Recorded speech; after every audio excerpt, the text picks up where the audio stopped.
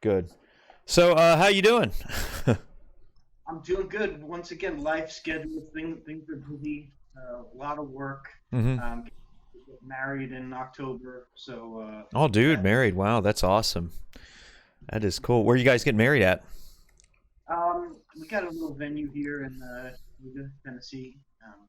Little old farmhouse hmm converted, little cute venue. So my girl and her mother are in charge of most of it. So hmm thankfully, I'm mostly hands off. That's great. So, what part of Tennessee are you at? Chattanooga. Oh, Chattanooga. Yeah, I've been through there. It's not too far from. I oftentimes will go down and visit. What is it? Gatlinburg, Pigeon Forge area. So we'll go down there, and it's really neat, really pretty in the mountains. Chattanooga's more in the kind of in the the hills of it. The kind of the hills of the Appalachians, but it's still pretty. It's beautiful there, man. And you're right there next to the Smoky Mountains. And Hmm. how long you Yeah, live there for? I've been here for about 2 years. Awesome, that's great. What led you to move down there? My father lives here, and hmm I'm sick of Los Angeles. Mm, yeah, LA's kind of a something else. I've only been there once, and planning on traveling there this August. My family, we're gonna drive down there. Then we're gonna drive up the coast to San Francisco, and then come back and just kind of see the West. I mean, I've been to the West, but I kind of want to go through there again. It's been a while, so um, Got a so little sick. yeah. So definitely, I love LA, man. LA's awesome. I'm not sure if someplace I'd want to live, but it's real exciting. A lot of stuff going on. It's really neat. It's like New York in that it's really big. However, it's not as big. I mean, New York is just on another level. But the one thing I like about LA is you got the San Gabriel Mountains, beautiful. You got the beautiful beaches. Not saying that there aren't beaches in New York, but they're not as exciting. So it's a little different than New York City, which is a little bit cooler, let us say. That's correct. So I see you're from New York, though, right? Originally, or Sir. so what's the big difference between New York City and L.A.? Would you say? Well, New York City is one city. It's one hmm condensed chunk of blocks, right? And Yeah, LA is basically made up of a bunch of little cities that you need a car to go from one to another. So it's really spread out. yeah. Uh, so it's a whole territory rather than. And they all have their attractions. hmm LA is the beaches and mountainous areas. I mean, one thing about LA is it's got a little of everything. It's got very urban areas with tall buildings and shopping and all that. But then if you drive a half hour in one direction or another, you're in the country and there's like horse ranches, things Yeah. like that. Yeah, exactly. And yeah, like you said, it's LA's made up of a bunch of different cities, whereas New York is, although it has separate boroughs, it's basically one big large city, and it's all connected by by mass transit. I mean, you can get on. Dude, I mean, last time I was up New York, I go there all the time. Last time I was up New York, I usually stay in Jersey Mm-hmm. and go to like Jersey City, hop on the trains. You're downtown Manhattan. You can hit up to Queens. You can hit up to Brooklyn. I mean, anywhere you can go anywhere in any of the five boroughs, and by train. It's awesome. Really cheap too. $2.75. You got six punches on your your thing, and dude, you can go there. Whereas Yep. LA, you got to drive everywhere. Yeah, it's traffic's a mess, man. It's a different animal altogether. Oh, So, absolutely.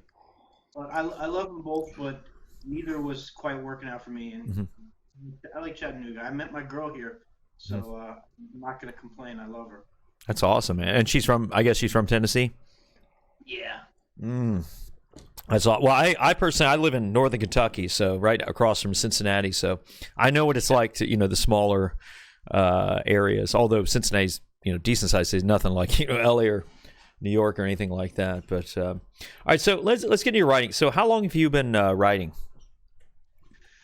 Oh boy, maybe That's kind of a almost loaded question, I guess. maybe almost as long as I've been walking. I don't know. I don't remember a time that I wasn't writing stories or drawing pictures. Just always, I keep finding little stories from when I was a little kid that my mom saved in a photo album where I have longhand and yeah, I was always writing little short stories and screenplays and things like that. So Always. yeah, so how, like, what got you into, like, okay, I'm going to, like, literally just clamp down and start writing, like, books, or writing seriously, well developed short stories, for the public to read and everything like that. What kind of, like, and particularly as an adult, what kind of got you into that? Like, dude, I've got to start, like, getting these ideas out of my head and just on paper, or in the modern sense, on screen. So kind of what kind of got you into that? Well, I've always had kind of two big dreams: working in movies, making movies, and writing books.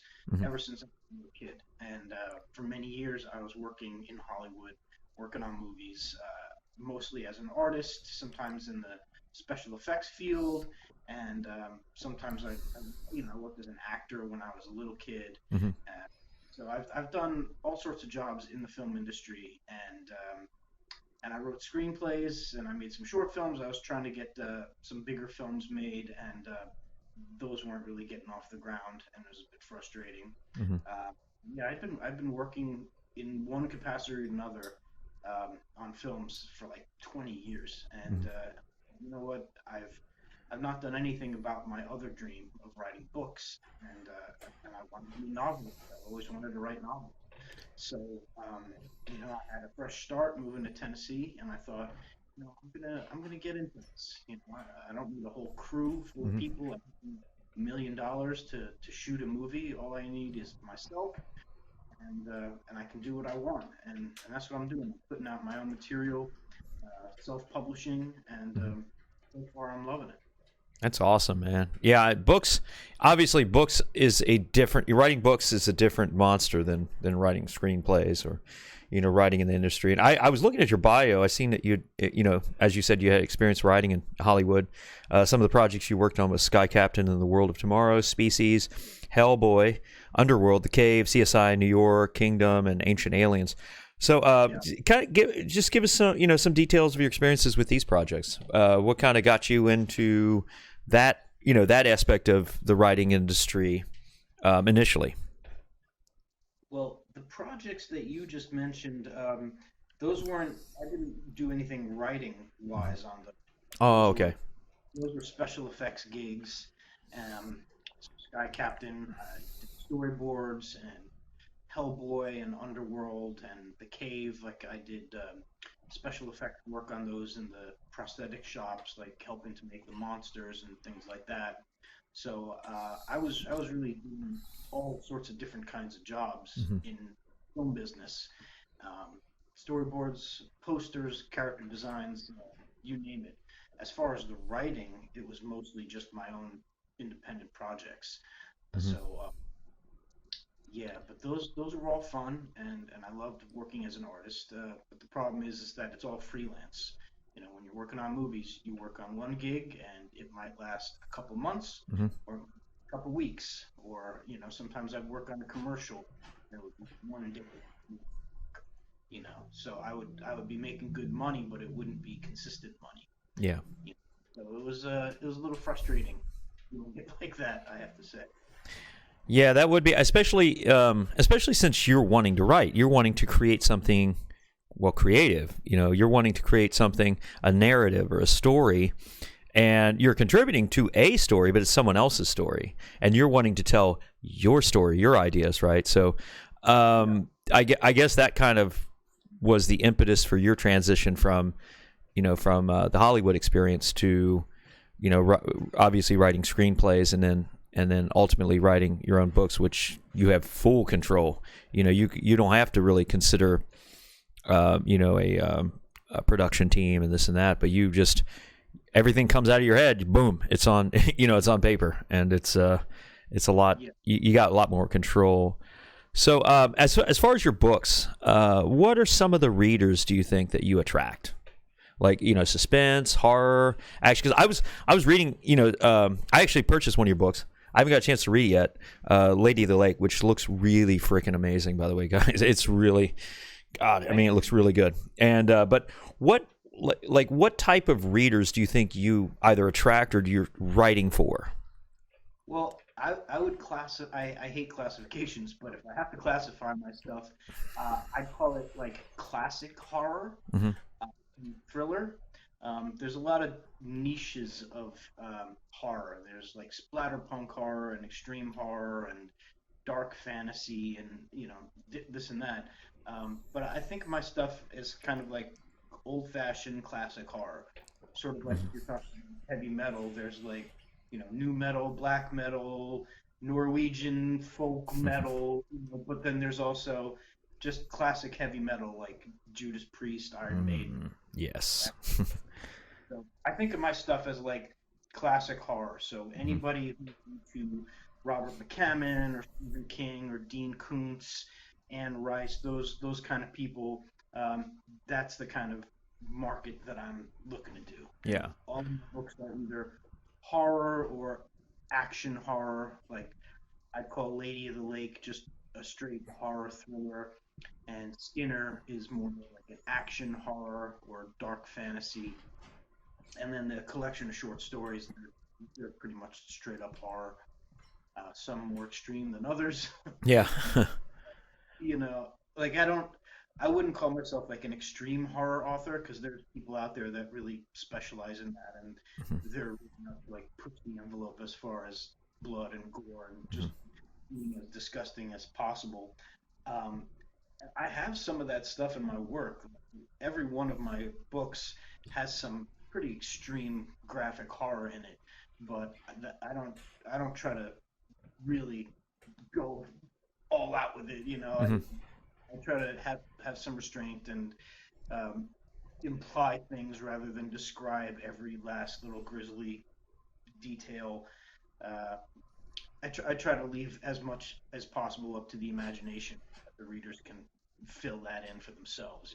Yeah, yeah, and I like, for example, when I was reading, I was reading a little bit of Lady of the Lake, and of course, reading the premise, obviously too, and what I like about it, and as you were mentioning, these kind of newer horror, well, some horror writers who like to kind of delve more into the gore. That's not actually a newer trend. The trend seems to be going towards something what you're writing. Like if you, in particular, in not just in books but in movies, for example, like movies that are really popular now, Hereditary, Midsummer, The Lighthouse, things that are more psychological, things that fuck you up in terms of mentally and psychologically, as opposed to just seeing someone pull out someone else's liver, you know, and that messes you up a lot more when you have an individual that's put in a situation and it's just a gut wrenching situation, and you feel the emotional responses of the characters, and that seems to be kind of what you're writing, and it seems to be these characters are put into like sort of moral, sort of morally ambiguous situations that should you do this, should you do that, and yeah, and I think that readers will really identify with that. But to me, that is the ultimate goal of horror: is not what you show, but how you connect with the audience in terms of what really scares them. What really scares them. It's not just seeing a liver pulled out, but it's these situations in life that one has to deal with, as well as these sinister characters that they're connected with. So I love that, man. I think it's really good. Yeah, I'm more interested in disturbing people than actually scaring them. Hmm. Like if you want blood and guts and gore, it works better to do that in a film than it does in a book because a book is just letters on a page, and Hmm. film it's more visceral. But I mean, to each their own. And I've got some friends who write in the extreme horror genre, and they do really well. And I'm not going to denigrate any of them. I've read some of their books, and some of that ultra violent stuff Hmm. is disturbing and is emotional, and it's not glorifying violence or showing blood and gore. They go for the emotion. They go to disturb people. Hmm. But for me personally, I don't focus on that so much. Like I try to focus more on the emotion and putting characters in interesting moral dilemmas. Hmm. And like I'm writing a new book now, and like I find myself kind of tearing up actually as I write certain scenes because I realize that like some of it is just really deep and disturbing and and emotional. And yeah, there's horror in it, and that's kind of what attracts people to the genre. But when you get into horror, it's kind of deeper than just that. Hopefully, like when I was writing the end of Lady of the Lake, or actually a couple moments in Lady of the Lake, um, I was in tears, not weeping, but like I when I write, I try to see it like I'm watching a movie. Hmm. I'm focusing and getting myself into a zone, and I'm seeing it, I'm hearing it, as if there are actors on the screen, as if there's cuts, as if there's music playing, and you know, and so I'm reacting to it the way I'd react to a movie, Hmm. and I get caught up in it, and there are times when I find myself, getting emotional, tearing up, and and that's when I know I'm doing something right. I'm like, okay, if this is what I'm feeling, this is what I'm gonna make others feel too. So that's what I'm going for, just to kind of touch some emotions, turn some Hmm. screws, and make people think. So, and then yeah, to disturb them, to creep them out, of course, without writing horror. No, I agree 100%. I that's why I personally I prefer. Well, speaking of movies, because movies can be translatable, I guess, to books, but like a lot of the 1970s horror films, which don't it's not about what they show you, but what the characters experiencing, and it is disturbing. If you put these characters in these situations, they're just freaked out, and you can identify with them, and you don't know what's going to happen next, and you don't know how it's going to affect their lives, and how it's going to affect them, within themselves. So dude, disturbing is, I'm all about that. I like the gore too. I mean, I watch some pretty fucked up movies. I've watched like a Serbian film, Atraz, some really messed up movies. I'm not Hmm. saying I enjoyed them, but I just, I'm just saying that, I've watched it just to watch them, just, to see what the hype was about and everything. So now that's actually an interesting question. What kind of inspires you though? Like when you're sitting down about to write a book, what is it? Is it a song, or is it a thought or a memory or something in your own life that had happened? Maybe something that happened in your past, or something you'd heard about, maybe a dream. Some people are inspired by dreams. They have some really weird dream, and then they'll put it down on paper. So what are some things that inspire you?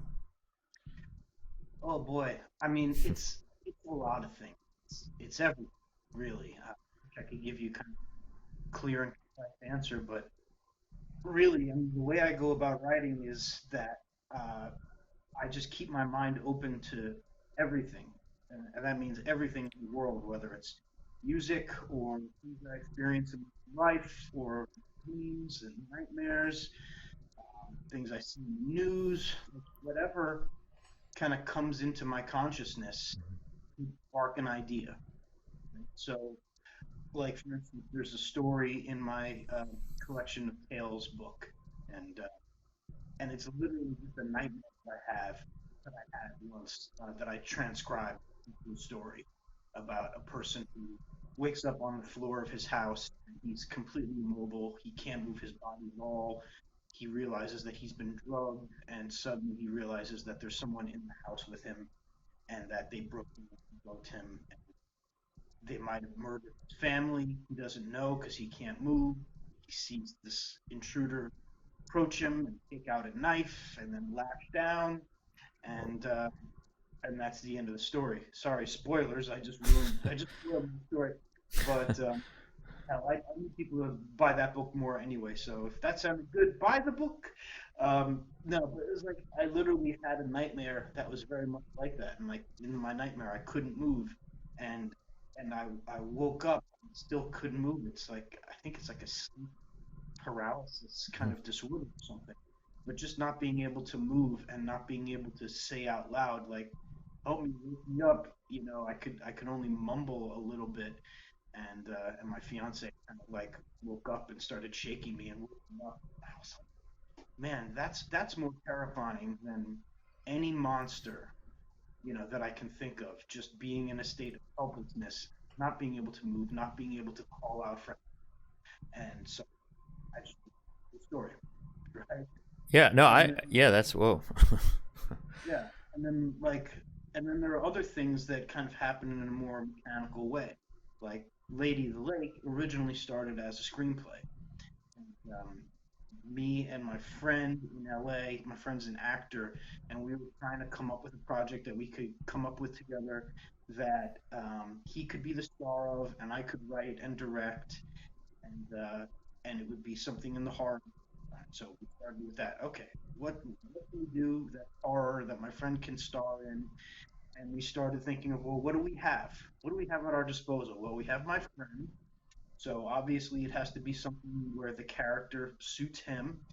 And well, what else do we have? Well, my friend has a family who owns a house on the lake in Maine, and he fits the lake. And he said, well, my family will let us shoot at the house in Maine on the lake. And I thought, okay, great. So we have my friend have a house on the lake. Great. What else do we have at our disposal? So, like little by little, this story came together of the character who lives on a lake and he's a serial killer and he's haunted by this kind of ghostly apparition of a beautiful woman in a lake who needs him to kill for her in order to survive. And just little by little, I chipped away at that story, trying to come up with like, well, what kind of story is this going to be?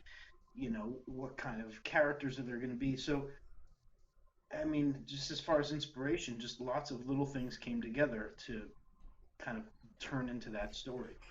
So, That's such a sinister like premise too. You have it's because you have this delicate and wonderful thing like love, and it's being used in a predatorial sense by this creature of this lake using someone who's in love to I guess I'm assuming they use them to bring victims to them, I guess, or yeah. I don't. I don't want to give the book away because I've not got a chance to read it yet. But from whatever, it's fucking amazing. So I love the premise. It's awesome.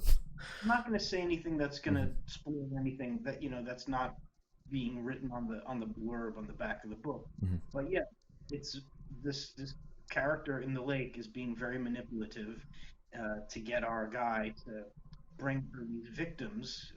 She's either a vampire or she's a demon. She's some kind of succubus that needs blood to survive. But maybe, I mean, she's not even real. I mean, that's part of it. Is our character going insane and just imagining this creature in the lake? Do we find out? Well, you have to read the book and find out. But in any case, this lady in the lake is manipulative and getting him to do what she wants. But in a strange way, she's also kind of innocent. Like she's not a malicious monster who knows what she's doing. She's kind of just like an entity, a creature who needs to survive and needs someone to help her, and she's very kind of childlike, and just needs to be taken care of, basically. And so hopefully it creates an interesting dynamic, and turns into a bit of a love triangle and is very psychological. So people seem to be enjoying that one. It's really nice to see people's reviews on Amazon and to see their reactions when they contact me on Facebook, and they seem to be liking it. So I hope so. I worked hard on it.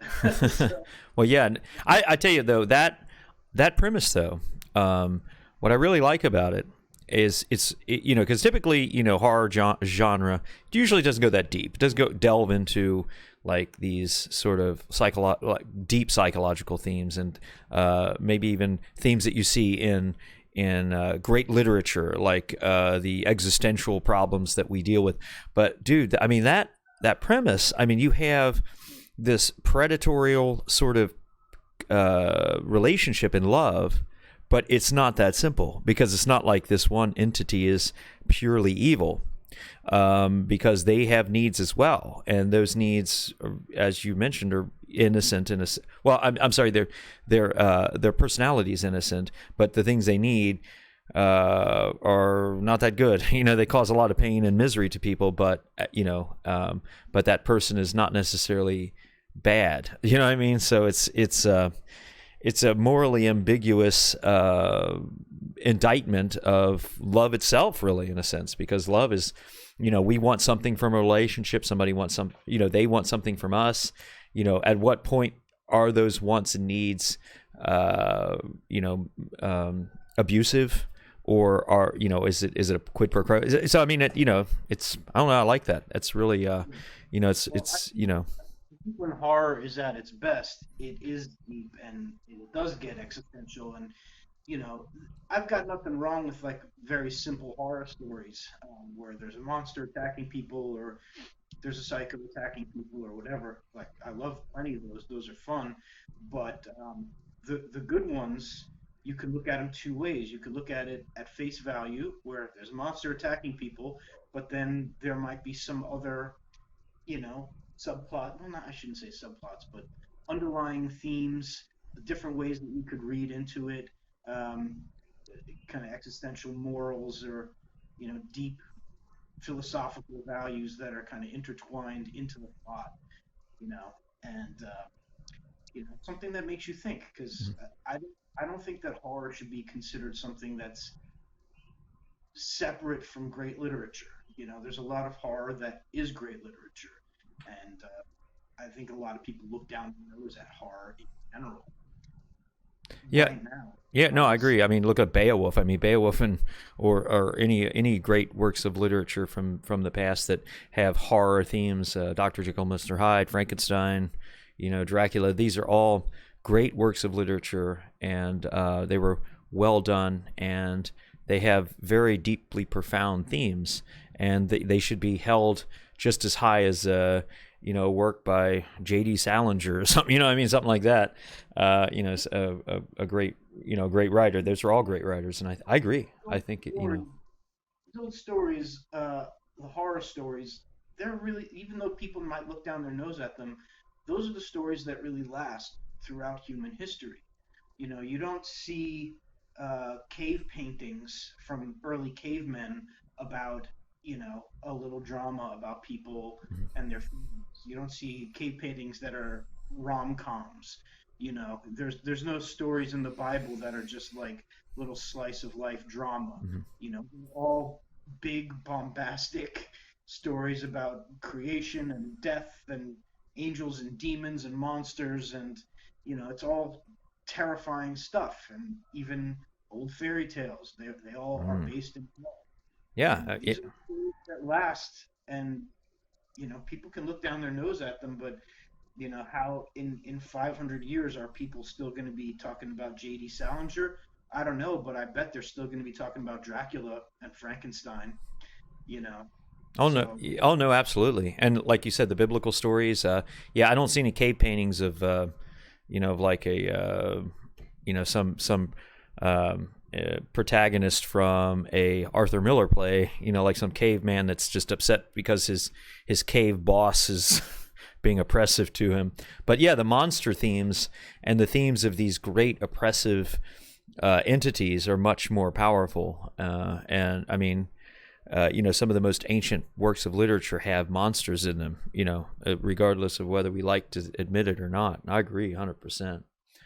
So, so how, like, when you have the idea of a book and you sit down, you just start writing the book, and this is it's a trick question, I guess, a loaded question maybe, and I'm an author as well, so I kind of have an idea about putting a book together. But how long does it take you to finish a book from from start to finish? Would you say? You mean like a draft, or like from the very As beginning as until soon as soon well, not the like as soon okay, might have a draft, like you have, you'll have like a breakdown of all the chapters and this and that. But once you just start just getting in that first chapter, you just start typing. I mean, I don't know if you do it linear, or if you do it like jumping around. I'm not sure. Every author is different. I mean, typically me, when I would start a book, I would start with like you said, a chapter. Well, like a, a oh not a what am I thinking? Um, yeah, I would just write down I can't think of the word. are you writing? Where you have like God, I learned this in college and I can't think of the word. I'm terrible. But where you break down the story and you have chapter by chapter. This is what's going to happen in each chapter. Outline. Yeah. I'm sorry, outline. That's the word I was thinking. So I would always start with an outline, and I would have, okay, this is what's going to happen in each chapter roughly, and then I would that's when I start writing, because I know where I'm going. Where the writing is going towards, so I can write things that are foreshadowing or this that. So when you start, boom, you got your hands in the dough and you start making that pizza. Like, how long would you say it takes to just write it all out? So you mean like to finish the first draft, Yeah, basically? first draft. Yeah, yeah, yeah. Because I know that's obviously not the finished product, but yeah, first draft. Yeah. So probably a couple of months, Mhm. and it depends really, because right now, unfortunately, I still have a day job, and so like I'll start writing in the morning, and if I can get 2 or 3 hours of work done in the morning writing, that's a good day. Before I have to go off to work and waste my time. Yeah, I hear But, you. if I didn't have to have a day job, and whenever the day comes that I don't have to have a day job and I could write all day, it'll be different. But like Lady of the Lake, I wrote in maybe 2 or 3 months, start to finish. After that, I sent it off to my beta readers and a couple of my editors. And, it takes people anywhere from a couple weeks to a couple months to get back to you with their notes. And some of the people that say that they'd love to read it never get back to you, and they just flake out. So it's a process of like writing a draft, sending it out, getting notes, writing another draft, sending it out, getting some more notes, and so on. Um, Obviously, some people write a lot quicker than that. A lot of people don't send their books out to beta readers. And I know people that just kind of churn out books like a book a month or sometimes more. I don't know. I don't know how they can do that, if unless they're just writing all day, every day, not sending it out for anyone, not doing drafts, maybe just kind of doing a quick spell check and grammar check, and then self-publishing. But for me, it's like, yeah, I outline, and then I write the book, and then I get some notes, and then I write another draft, and I get some more notes. So usually after maybe 4 to 6 drafts, I consider it polished and finished and ready to put out there. I would say. That's actually pretty impressive. Couple like just a couple months, and just for a few hours every morning. Because that my first novel, it took me like a year, and I was working like you did, but I was like I would kind of cheat on my job. I'd write notes while I'm working, and I, Yeah. I had like all these like notes, and while I was supposed to be working, I was writing down, okay, this is what's going to happen here, and this, so kind of cheated, but wow, that's pretty impressive though. A couple, just a couple months, just get the first draft. Obviously, though, that's not the end of it. You got the beta readers, people Yeah. reading through it and saying, "I like this, but I'd like to, and blah blah blah, and do that." And you reread it, because I know when you have a fresh, when you first write something, it's almost like you're Moses and you've written it down and you don't want to mess with it. You're like, ah, boom. But then when you reread it, you're like, boy, this is shit, man. This is, what I mean? Or not just shit, but you just look at it and you're like, this is real. I like this part, but man, what was I thinking? So you go in and you change those parts that were just like, kind of, I don't know, you were just not in the right mind frame when you wrote those particular You passages. need to have good beta readers and editors that you trust and are gonna give it to you straight, And I've got a couple beta readers who are just kind of like nice people, and Facebook friends and people that like me, and I know that I'm gonna send them something and they're just gonna like it, and they're just gonna be like, "Oh, that's so great, you're so great," and it's like, yeah, that's fine. Like I like getting the praise and whatever, but I know that they're not gonna really dig into me and get nitpicky. Hmm. So I don't just send it to people like that. I send it to people that I know are gonna be tough on me.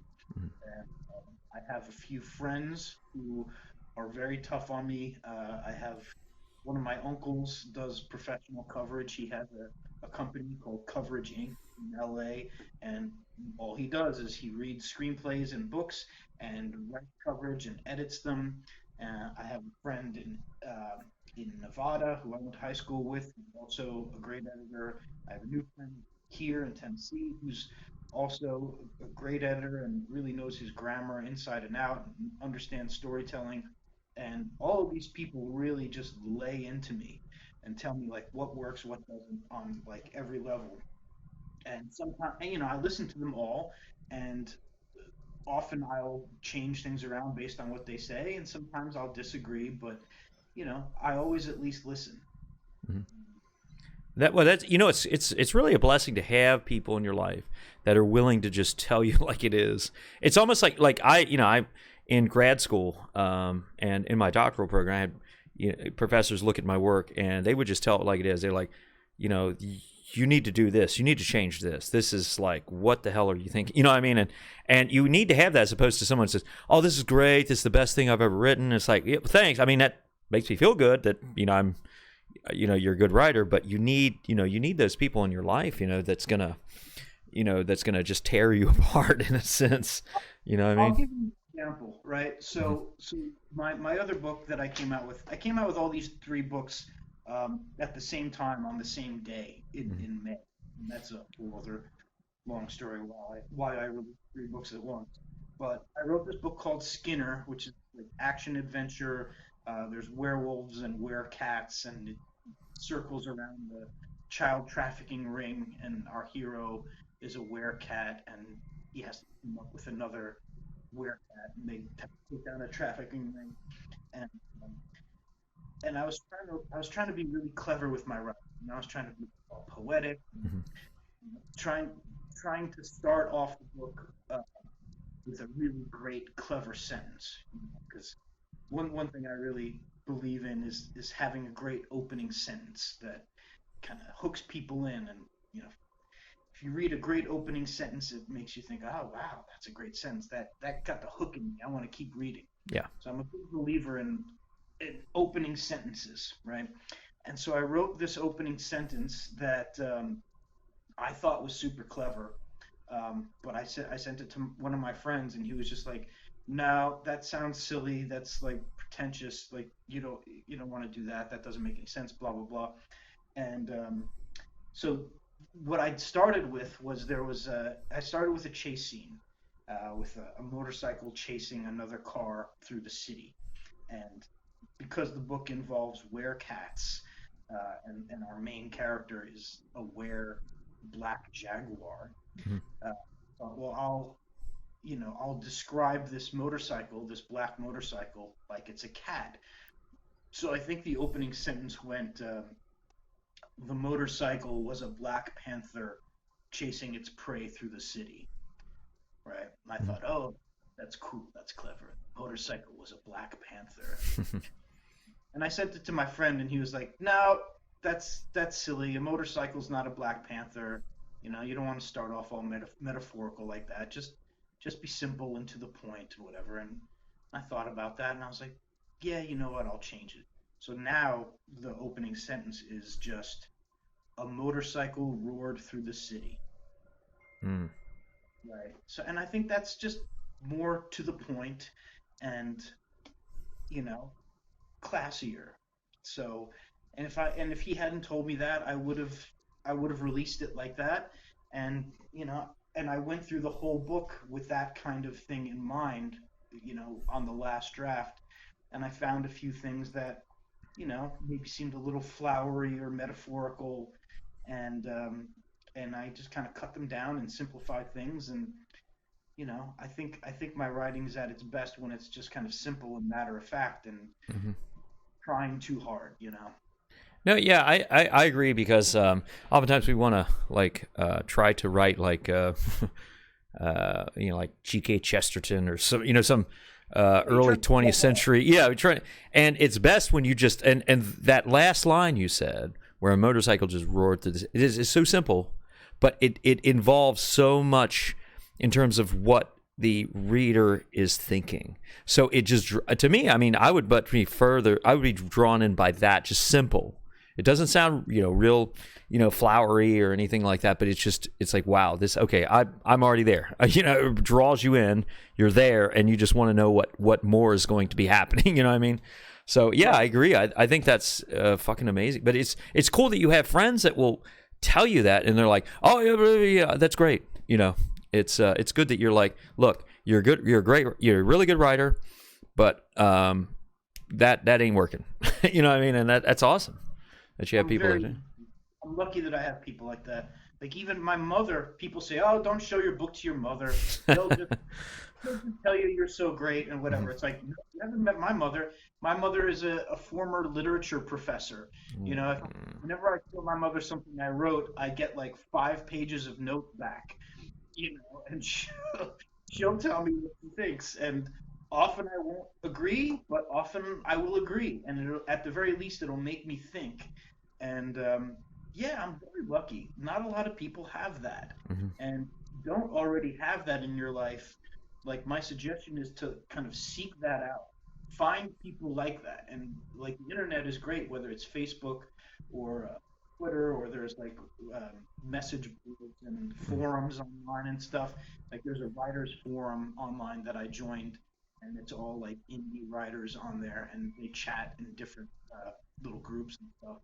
And you chat with these people and you make friends with them, and you make it clear, like, hey, I'd like some unadulterated, honest, thoughts about this or that.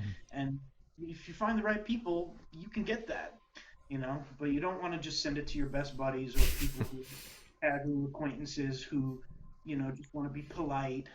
Uh, I mean, you could send it to those people. I have a couple people like that who I just know they're just gonna love whatever I've sent them. You know, Yeah. it's like I'll send it to these people just so I know I can get my ego polished a little bit, but at the same time, send it to the people that I know are gonna tear it apart because Yep.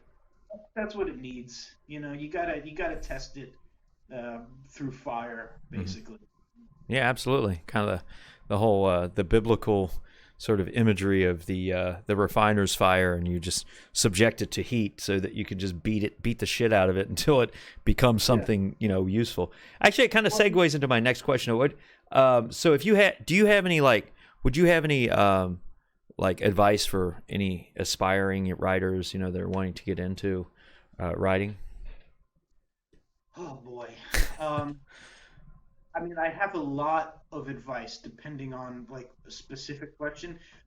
Honestly, the first bit of advice I have is something that a lot of writers and artists and creative people really don't want to hear and really don't want to think about.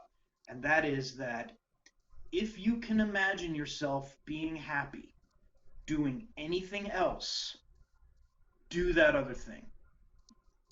Don't don't be a writer, don't be an artist. It's a hard road. It's full of heartbreak and frustration and self-doubt and just so many obstacles.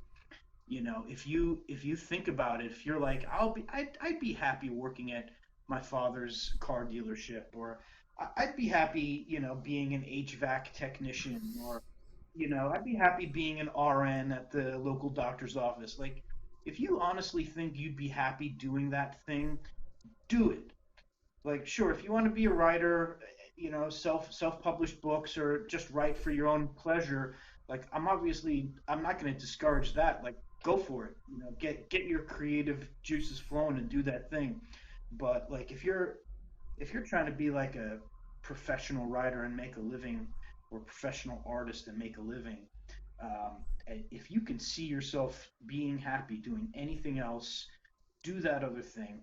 Um, for me, I cannot picture myself being happy doing anything else. And I've tried. I've tried many different day jobs, I have a day job right now. I'm not thrilled with it. you know, I I know that I'm not going to be completely satisfied and happy unless I'm just being a writer, being an artist, making a living doing that. And I can't help myself. It's not so much a choice. It's that these things are like nagging at me in the back of my head. Yep. Like I didn't write Lady of the Lake because I chose to so much as that it wouldn't leave me alone. Like I'd be laying in bed or I'd be doing whatever, and these images would be in my head, or dialogue would be in my head, and this story was like following me around, like nagging at me, saying like, write me, write the scene, write it. I was like, okay, I have to write it. I have no choice, you know. Yeah. And so yeah, if you feel like you have a choice, if you can choose something else, do it. Otherwise, if you can't, if you cannot be happy doing anything else, that's when you know you need to pursue it. Mhm. That's my biggest advice. I agree 1000% because writing is not as glamorous. I mean, I'm sure a lot of people that find it interesting have not actually tried to become a writer, but they look at it and they're like, wow, I want to be like this person. I want to be like Stephen King, because they look at their lives and they see them as glamorous. But when you actually get into the actual work of writing, it ain't that fun, especially when you get into the business part of it. It ain't that fun. It's not. It's not a bed of roses. It's nothing. You'd want to do. And like I said, I've written a few books and some fiction and nonfiction. I'm more into the nonfiction in a way, but I've also been working, doing what you do, which is several drafts, and I hate doing that. It's just the worst. I'm working on a screenplay, and it's a part two to an old '80s movie. I don't really get into it because the screenplay writer of the original, I'm working with him. He lives in Hollywood, and he's been gracious enough to be to be critiquing it, and I'm working through the critiques right now. It's like my third draft or third or fourth, but I'm hoping once I'm done with it, I'm just going to throw it out there if somebody's interested. I don't know, but Yeah. but it's not fun. It's not fun at I all. agree. I love doing the drafts. Mhm. I mean, it can get tedious, of course, but I mean, the way I think of it is like you're shaping a diamond. Mhm. You know, like if you get that diamond out of the wild, it just looks like some ordinary rock. But then you start cutting it, and then you start polishing it, and you polish it with increasingly small sanding materials, and you know, little by little, it starts becoming this gleaming, beautiful diamond. Mhm. And it's like it's fun writing that first draft, but then when you go in draft after draft and you're making these changes and you realize like, ooh, it's getting better. Ooh, it's getting even better. Oh, Mhm. now it's really polished and now it starts coming to life even more. So it's like, doing those edits and those drafts can be exciting because something that you thought was really good before just keeps getting better. Mhm. And in the end, hopefully you've got yourself a nice shining diamond, and it's the best that it can be. So at least that's how I look at it. Mhm. Otherwise, it would just be like tedious, and Yeah. you feel like you're destroying your beautiful words that you hold so dear. It's like you can't be precious with your words. You just Mhm. gotta tear them apart and make them as good as you can. Oh no, I agree. Like going through the draft, the going through that process of rewriting, I think it is fun to see it get better. It's just the process for me is tedious. I have ADHD, so I'm I real Yeah. I'm always trying to procrastinate. I'm the huge procrastinator, so I'm sitting there. I'm like, oh, let me watch a dumb YouTube video instead of sit down writing. And I'm lazy. I'm just a lazy piece of shit. So I mean. Sometimes you need to procrastinate and Mhm. let your mind relax a little bit. You can't force it. If it's not just coming to you, sometimes you need to just take a step back, decompress. Mhm. You know, let it come to you when it's ready. But yeah, if you're doing that for like weeks on end Mhm. and you're not writing, then yeah, you need to put a little fire under your ass and just make yourself do it. Yep. But Yep. it should be fun. You should write. You should sit down like you're about to play a video game or watch a movie. It's not. You're having fun. You're creating this cool thing. So. Which here's a good question. This is something I've always wondered what other authors do. When you're writing or doing rewrites, do you ever like sit there with music in the background, like maybe just some incidental music, maybe some classical or metal or whatever? No, here's the thing.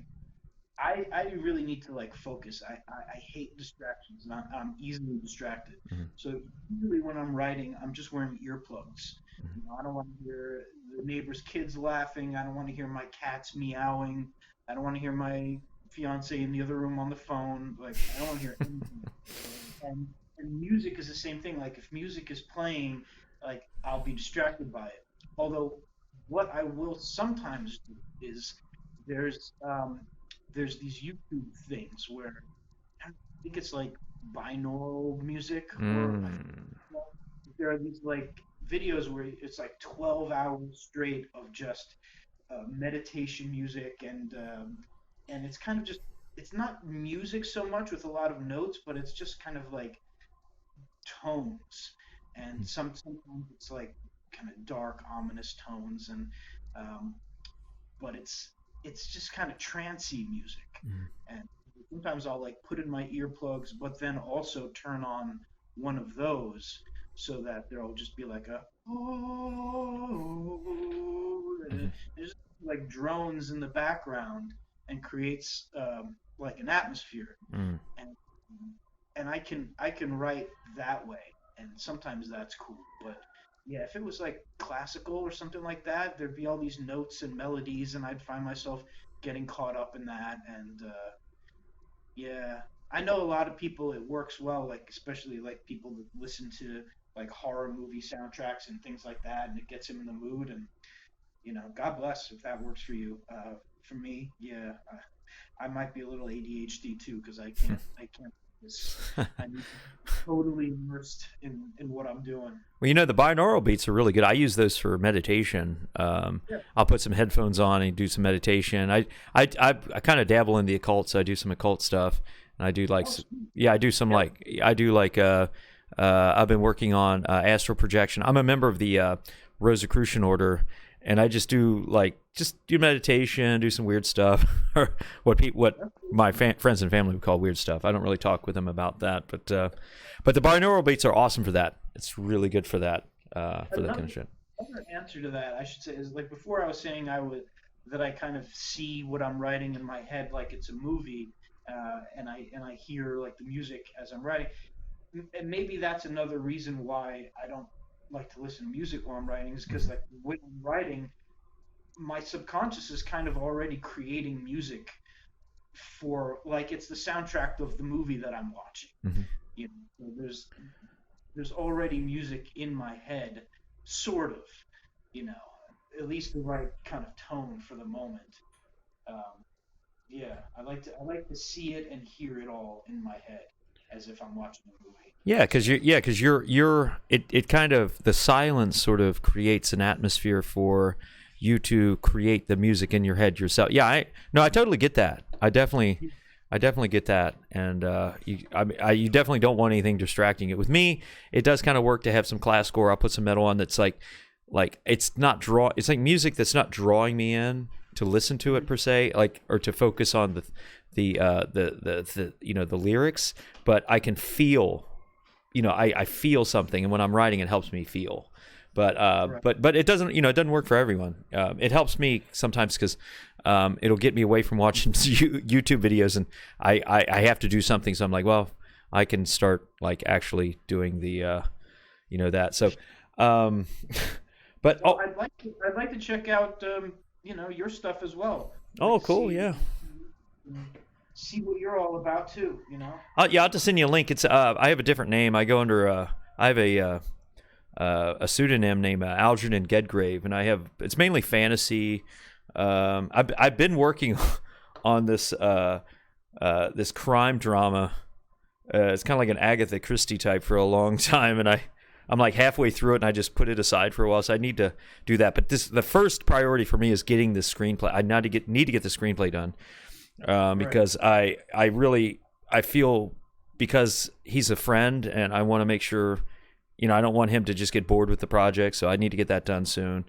And I'm hoping to meet with him when I go to LA in August. So I want, us to have something, to talk about in terms of, any cuts and stuff. So yeah, I'll send you a link to, to some of my books. I can send my PDFs or whatever, because I don't really care about, I just, if you wanted to look it over or whatever, that's cool, or doesn't matter. Well, I'll buy one. I'll add to your sales. You got one of mine, so. Yeah. Cool. So going back, okay, I was looking at your bio. You said you're into Brazilian Jiu-Jitsu, and you got a blue belt. So how long you been doing that? Oh boy, on and off for about 6 years. Oh fuck. And I hate to say it, but since the start of the pandemic, I haven't been able to train. Or I could have gone back. It's just with work, and money, and time, things have just been crazy. So I haven't really trained much in the past year. So I'm definitely rusty. But yeah, for about 6 years on and off. Oh man, I did judo for about 2.5 years, and I've done boxing, and I've been doing karate, kenpo for a couple years, and I did jiu-jitsu, but I just did it. You might laugh, but I had like a kind of a home curriculum. I actually went to a school for a while, but I did a kind of home curriculum, and I had some friends come over, and we just work on some moves, like triangle chokes, and just going transitioning from guard position, what some things you could do from guard, transitioning from mount, just your basic positions and doing things, and some takedowns, because my background in judo, I love takedowns. It's my favorite. So, but your all's takedowns are amazing, because judo, in Olympic judo, you can't go beneath the waist, so you can't do any leg takedowns. You guys do leg takedowns all the time. So when I was doing judo in the jiu-jitsu school, they were taking me out all the time because they just come at my legs, and I wasn't prepared for that. I wasn't doing that. I was just doing a lot of upper body stuff where I'd maneuver the gi to get them to to do like an osotogari or ogoshi or something, and they're doing all these leg things, and I'm like, whoa, we never did this. So it's fun, man. It's good shit. That's cool. Yeah, I did Kempo also when I was a teenager. That's good stuff. If you've got a good grip on Kempo and Jiu-Jitsu or Judo, some kind of ground fighting, I think that's a good, well-rounded set of skills if you get into a fight. Oh, absolutely. Yeah, it is. And I mean, we do boxing too. I do some boxing, and I have some friends. We come over and we work on that stuff. I love it, man. I love all that shit.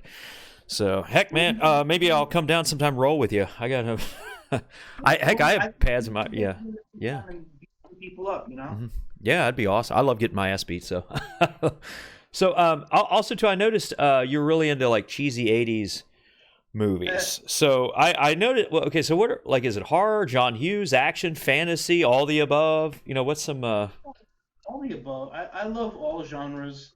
Horror is my favorite. And that I was a child actor, and I was in some of those cheesy, terrible 80s horror movies. I like the cheesy good ones, obviously. I love a good, bad movie, and I've been in a few of them, like Rock and Roll Nightmare and Black Roses. Whoa. Hold up. Back up. Were you in Black Roses? Yep. Holy fuck. No, I'm not making this up. I swear to God. I was not thinking. I did not see this in your bio. Literally, I was just watching it like a half hour ago and I watched that movie like a long time ago, back in the 80s, right? When it first came out. And I'm not joking, dude. I was just watching that movie, and it had like the soundtrack for Lizzie Borden, which I love Lizzie Borden. I saw them live back in '87 with Shock Paris. Love Lizzie Borden, and also too, I noticed what's his name's Carmen Appice, which used to play with Ozzy, and I was like, holy shit, man! Hold on, who'd you play in this? I gotta watch it now. Just like a half hour ago. I swear to fucking God, I'm not kidding. Before we start, probably like an hour ago, probably. No, I was watching it on Shudder. It's on Shudder. If you have Shudder, I'm not fucking joking with you. I swear to God, I was halfway through it. I was like, oh, I gotta. I swear, because I was wanting to watch something, and I was kind of I was, bored. I What? was the little kid. I was the kid who's throwing the toys into the fire. No way! That was they. Oh my, that was you! Oh my God, dude, that was they were playing Hollow's Eve, a song by Hollow's Eve called "Die Death and Effect," which probably most people wouldn't know that song. I fucking love that song. Um, Yeah. yeah, D-I-E, it's a great song. Oh my God, dude, that's so fucking awesome! You're literally in that movie. I'm so That was excited now. Wow. yeah. Can you swim in the fire, Aquaman? Yeah, yeah, yeah. You're throwing them and they're melting, right? You throw them in the fire and they're melting, and somebody's Yeah. bitching about you throwing them in there, right? Like your dad or something. I don't know in the movie. He's like, "What are you doing that for?" And I guess you're probably like influenced by because like in the movie, like these people start going to this rock concert. It's kind of like a Footloose type thing where the whole town is against this. And this rocker, I guess he made a deal with the devil, and he's influencing all of these concert goers, and they're becoming possessed by demons. And it kind of reminds me of Ghoulies. They're turning into like monsters and they have crazy Yeah. faces and stuff. And I think he could be the devil. I don't know. They didn't think it too much. oh yeah, he could be a devil or a demon. What he's something. He's something real hierarchy of sinister. Yeah. He's evil. But yeah, so I mean that's what I mean. Like I was in that. I mean, if you like Black Roses, you should definitely check out Rock and Roll Nightmare, which is also a classic cult, super low budget '80s movie. Uh, Which I've seen that actually. I've seen it, but it's been a long time, so I have to rewatch it. So what yeah, were you in that? I was once again the little kid, and that I killed in the beginning, and then a little later I come back as like a ghost or a demon, and Jesus. I turn into a werewolf and kill a couple people. So I mean, this is my twisted childhood, and this explains a lot of why I am the way I am now, I guess. I was about to say you being exposed to all this sinister, dark, disturbing stuff. That's probably what fucked you up to write all this stuff. I mean, which is good for us because readers we love this kind of stuff. But man, isn't it crazy that I was literally just watching it? I'm not joking. I'm not just saying that. Like, I was just literally watching Black Roses because I saw it That, on Shudder and I was like, oh, I love that movie because it has Lizzie Borden, which is one of my favorite. I love fucking Lizzie, especially like the Visualize. Great album. yeah. And they play that song over and over again. But man, you were a kid in there, man. Like what? Now, what got you into that movie? Oh, I mean, that was a family affair. I Hmm. mean, my parents made those movies, and so my stepfather, John Fasano, and my mother, they started making these super low budget movies in New York and in Canada, and when you're making a movie for $50,000, you use your friends and your family. So Yep. they had friends, and they put me in there, and so I was in like a handful of those movies when I was a little kid, and it was great. I never saw it as dark or evil or disturbing. I was never scared by any of it. Hmm. It was just a fun educational adventure, and excuse me. They would let me watch all sorts of stuff like American Werewolf in London and The Howling and Life Force and all these movies that had sex and violence and monsters. Reanimator. I mean, I was watching all that stuff when I was like 8 years old. Damn. Um, so yeah, I got my twisted mind from my wonderful days in the '80s. Oh Uh, man. Stranger Thing. Well, I could see why. No, okay. So of all the '80s cheesy movies, whether it's horror or anything fantasy, give me kind of a couple. I mean, it could be top three, top five. Just to list a couple that just really impacted you, or just you just love, and you can watch it like right now. If you just sit down with a beer or whatever, you're like, I can watch this again because I love it so much. I mean, I can watch like Back to the Future or Gremlins like a million. Hmm. I could watch American Werewolf in London or The Howling or Silver Bullet Ooh, over Silver and Bullet. over again. Um, God, I mean, The Blob. I mean, there's and some I don't want to call all of them cheesy, but like Back to the Future, that's as close as you can get to like a perfect movie, but it's still cheesy. I mean, it's obviously very kind of like heightened and cartoonish and over the top, but those aren't criticisms. Not for that movie, for that movie it works. Oh, there's my blur stick. I've been looking for this. Sorry, I'm just like, What were you looking for? What was it? Huh? no, but I use blur sticks when I'm doing like pencil drawings sometimes, Hmm. and I'm looking for one and I couldn't find it, and there it is. So, Oh, good. That's awesome. but no, like I can't watch Back to the Future without crying at that moment when at the dance when George knocks out Biff and Oh, he yeah. finally kisses Lorraine and Marty's future is saved and Earth Angel swells. It's just like I can't not cry. And I can't not cry when I watch the end of Gremlins when Gizmo says goodbye to Billy at the Hmm. end.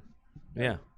I can't help myself. And I'm not ashamed to admit it. Like I think as a storyteller that helps. It's like I'm not afraid of my emotions, and I just kind of put them out there, and you know, hopefully other people will feel the right emotions in what they read, Hmm. and yeah, I don't try to block that off at all.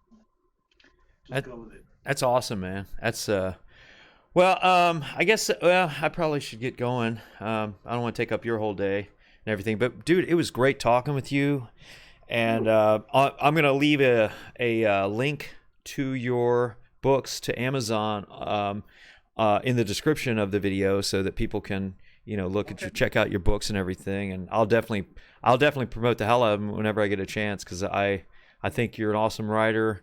I think that you got some great some great titles. I just I really like them, and I'm really stoked about reading the short story because the one you were talking about as far as the person that is paralyzed.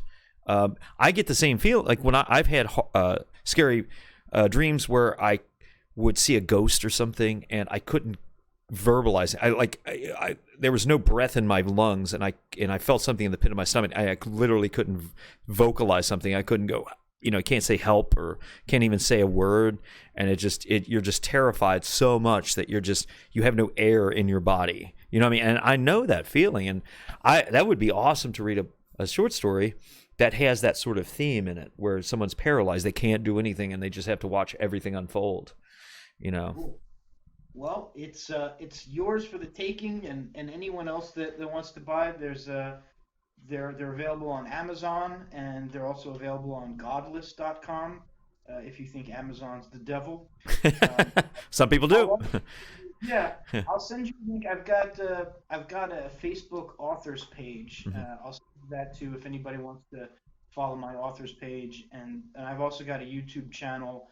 Um, New Rule Media, and I'm doing a show every week on Sunday called Storytime with Jesse, Mhm. where the short episodes, like 5 to 10 minutes long, where I just kind of talk about writing and my process, and sometimes I give advice, sometimes I tell anecdotes. Mhm.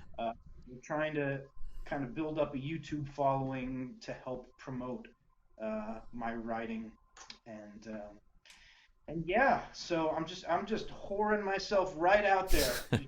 Well, Check me out. that's nothing wrong with that kind of horn. That's what you want to do, man. You want to whore yourself in that sense because that's how you get out there, man. That's how you get out there, and I'm still not gonna get over the fact that you were the kid in fucking Black Roses. I just was watching it, and I'm stoked, man. I love it. I'm so happy right now. Well, So, that's awesome. I'm yeah. glad. Yeah, so awesome. So, but I will. I'm gonna, just send me those links. I'll put them in the description of the video. And it's great talking to you, Jesse. You too, bud. I will, stay in touch and send me your stuff. I'll check out your stuff too. Dude, I totally will. And you have a great day. All right. You too, Frater. Have a good one, man. All right. Bye.